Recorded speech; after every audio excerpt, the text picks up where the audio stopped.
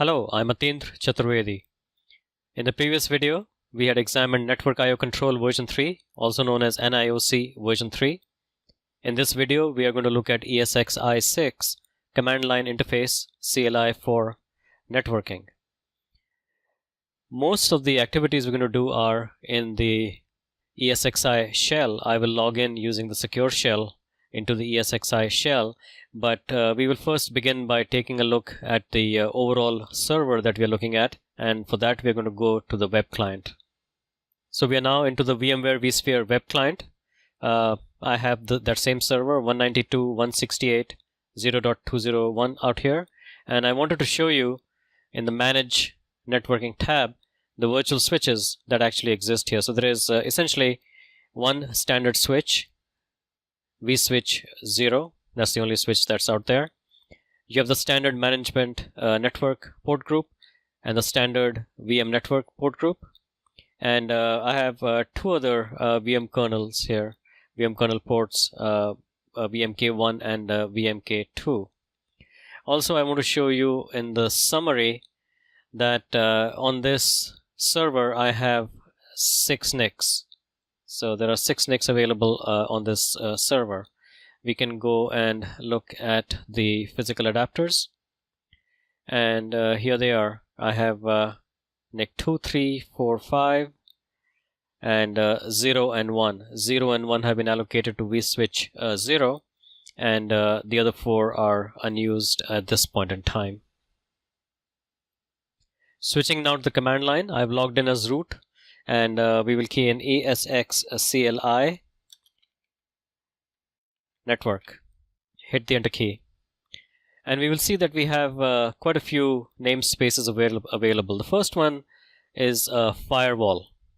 And it's a set of commands for firewall related operations. Now in the security section, I will deal extensively with the firewall, and we'll actually go in and add new services to the firewall. It involves XML and so on. So we'll take a good hard look at managing the firewall. So just to give you an idea what it looks like, ESXi network firewall, and then we have options of get the firewall status, load the firewall module, and the rule sets. So we have to specify the rule sets, and I'll show you how to define new services and new rule sets later on. But we can do a get, and we can check the status of the firewall.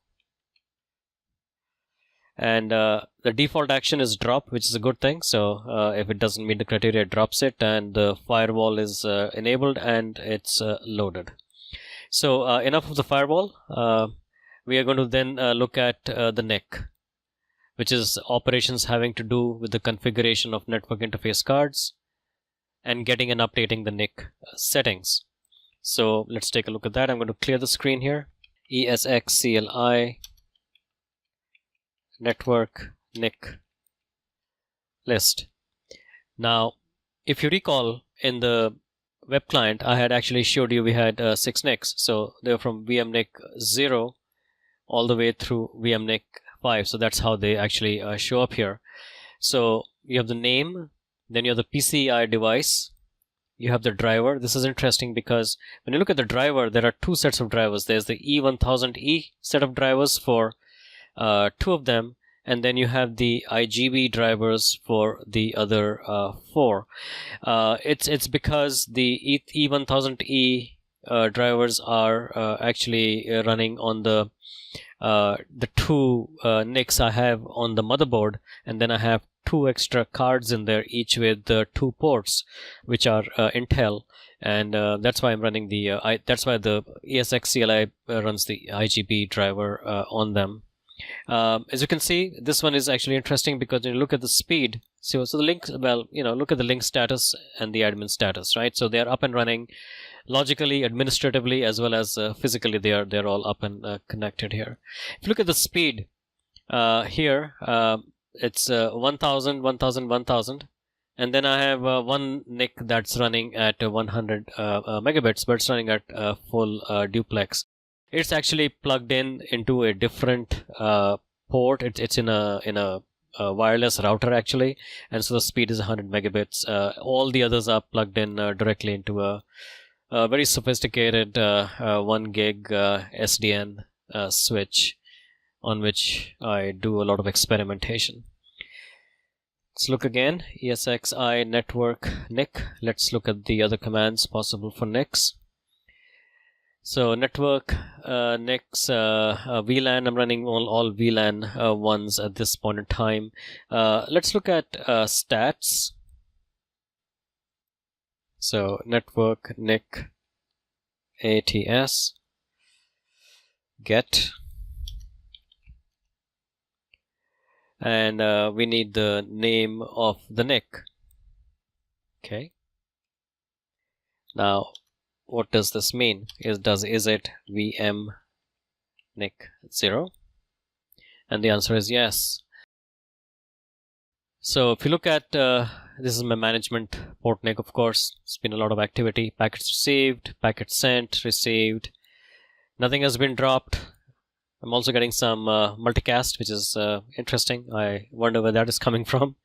But apart from that, there are no errors. So everything looks really, really good on my NIC statistics for VM NIC 0. And this is a good way of actually checking the status of your VM NICs. Not so much the status, but are things working really well?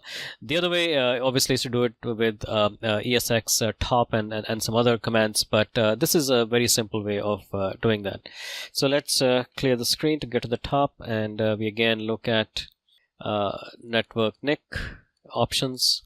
Some of the other spaces would be commands to access would be this one, commands to access TCP segmentation offload settings for a NIC. Now all modern NICs actually have this capability, and it's all usually on by default. So we'll try that. We'll clear the screen, retrieve network NIC TSO. It'll probably ask me for one more. I'll say TSO get. And you can see that TCP segmentation offload is on the VM NIC, which means that all the segmentation activities are being done on the NIC itself and not either in the device driver or in the network stack or somewhere else. It's done in hardware, which is obviously a good thing. Let's look again at network NIC options. Get a VLAN. I could show you this. I just have VLAN 1 running at this point in time. Now these are also interesting. Coalesce commands. Again, these have to do with how packets are received, and then for a certain flow, and then how do you send them immediately, or do you wait for a while before you send them off? So are you doing the interrupt each and every time you receive something, or are you coalescing first and then sending it out? This obviously reduces the load on the CPU. If you wait for a certain time, send it, but that increases latency. So that's something that would interesting as well. We can take a look at that. Coalesce, CLEAR, network NIC. Is that how you spell it? And we get that. Okay, so it looks like on all of these everything is off, so there's nothing going on there. It's really doesn't seem to be coalescing anything either on receive or on transmit. Clear it again. Let's look at network NIC IP, another namespace.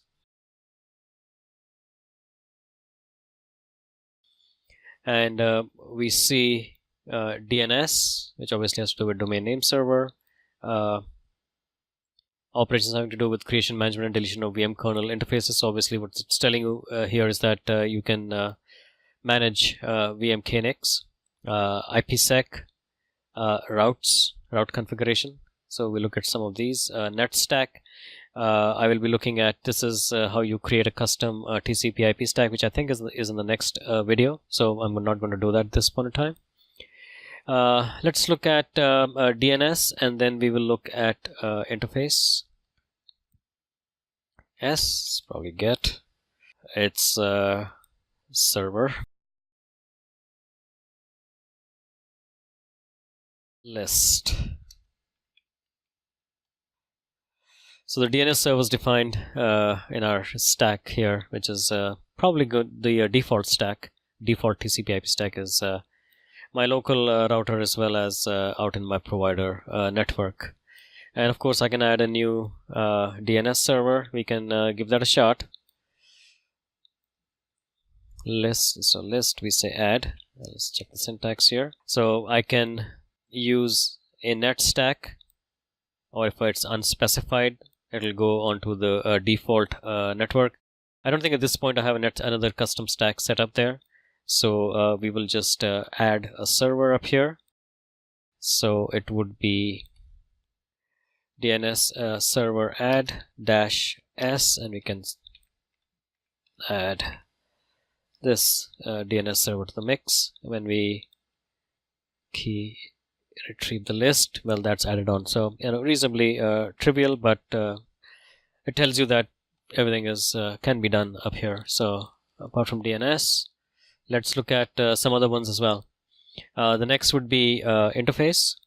IP interface, hit enter key, and we can either add a new VM kernel interface.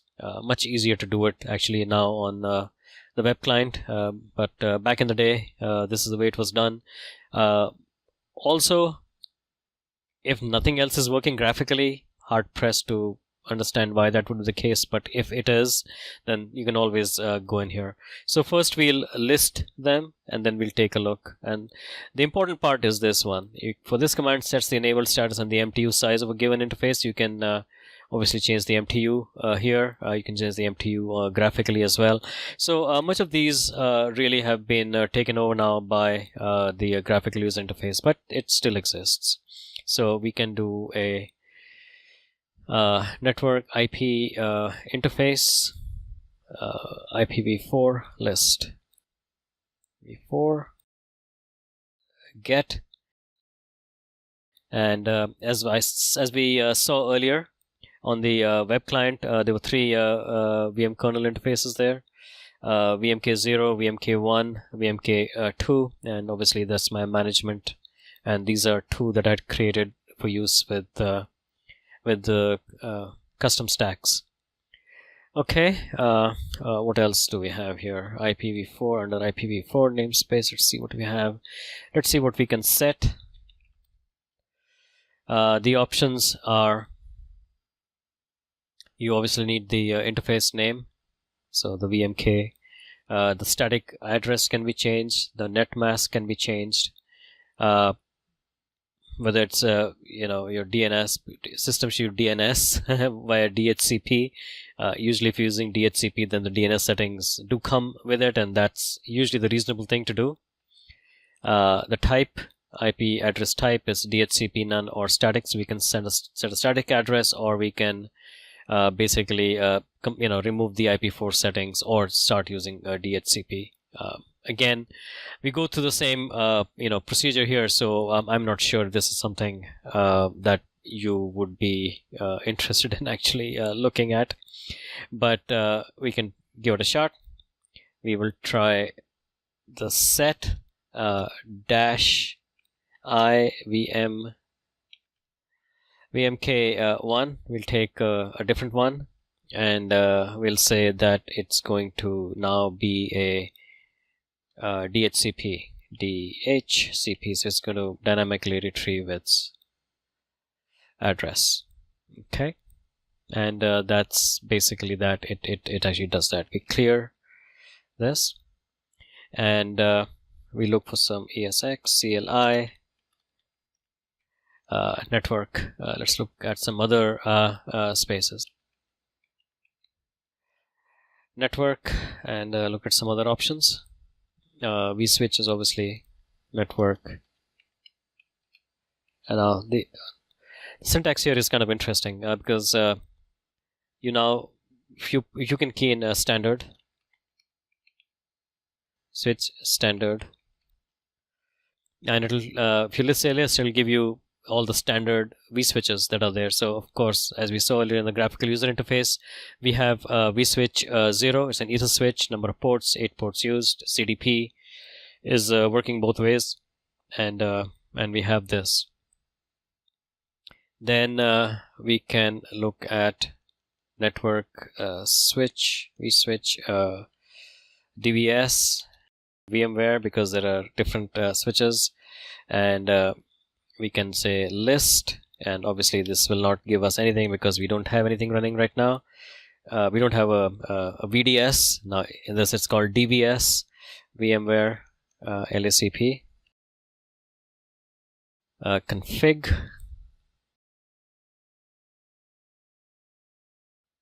get.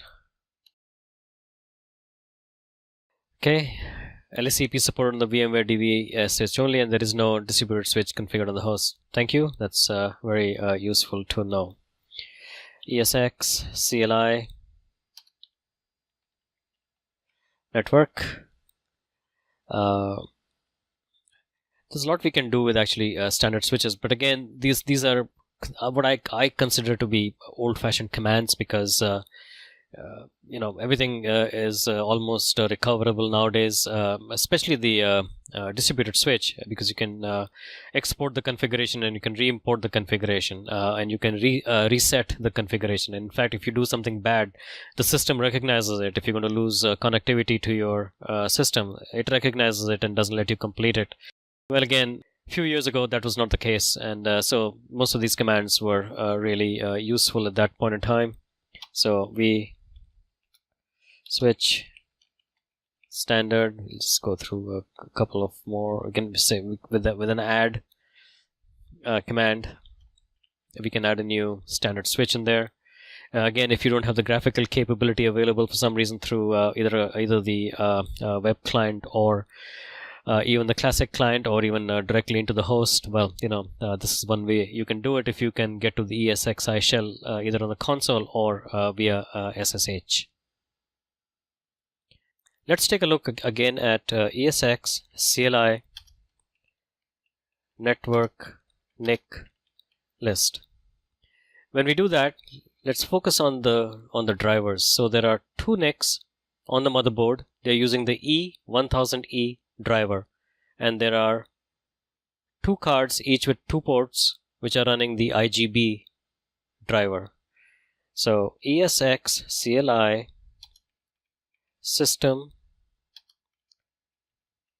module list, and we will pipe this to more, and we get a list of all the drivers that are loaded. So you can say from the is loaded column, this is true, and is enabled, so that's true as well. So they're up and running, they're loaded and running. So you can see there's a whole bunch of drivers, a lot of iSCSI stuff, EtherSwitch stuff, and so on. When we keep going, and we see right here IGB and E1000E. So those are also loaded and enabled. When we keep going, these are the PSPs and the SATPs. This is part of the storage architecture that's in place. So we'll deal with that later, the PSA. Keep going, Shaper, LLDP, CDP drivers, of course. MegaRAID SAS, because I'm actually using card from MegaRAID, and you can see some FCOE drivers, some FC drivers. Here's an LACP drivers. VMCI is for inter-VM communications. It's not really used, but when I reviewed it again, the VMCI inter-VM communication, it completely smacked to me of exactly what we're seeing right now with Docker containers. The way Docker containers communicate amongst themselves, and the fact is that you can actually intercept traffic there, and that's why this is deprecated, so to speak. I'm not really sure why it's actually enabled or even loaded here. Enough said. Let's move on to see what else we have. We have the VFAT, the UFS, the VMSFS3, and there will be some other ones as well here. We have the Flash, and here we have the new NFS version 4 client. Okay, so the ones we are interested in right now are the two NIC drivers, IGB and E1000E4. Let's now look at the parameters for these modules. So ESX, CLI, system, module, parameters, list for the module IGB, and we'll pipe it to more. And we get the name of that parameter here, the type, its current value, or if it's default, it really doesn't actually show up there. That's how I read it, and description, what it actually does. So you can see it here. There's something called DMAC, which disables or sets the latency for the coalescing. So 0 is off. The other values can be in milliseconds up here. Okay. Then we have low latency interrupts, TCP push flag. Here's RSS, so the number of receive side scaling descriptor queues. Normally it's set to 0, or sorry, default is 1 queue. 0 means nothing is being received. Default is 1. If you put in 0, that's the number of CPUs which are available. So let's see if we can change this. So the name of the parameter is RSS in capitals. So we control C out of this, and we look at system module parameters set. Okay, and hit the enter key. And we'll see that what we need to do is to give the name of the module, and with a -p the parameter and the string. Okay, so let's clear this, and system module parameters set dash module is IG b dash parameter is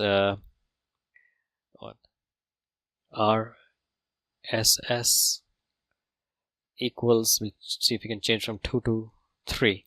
Well, I don't like odd numbers here, so we'll make it 4, which makes it the same as the number of CPUs.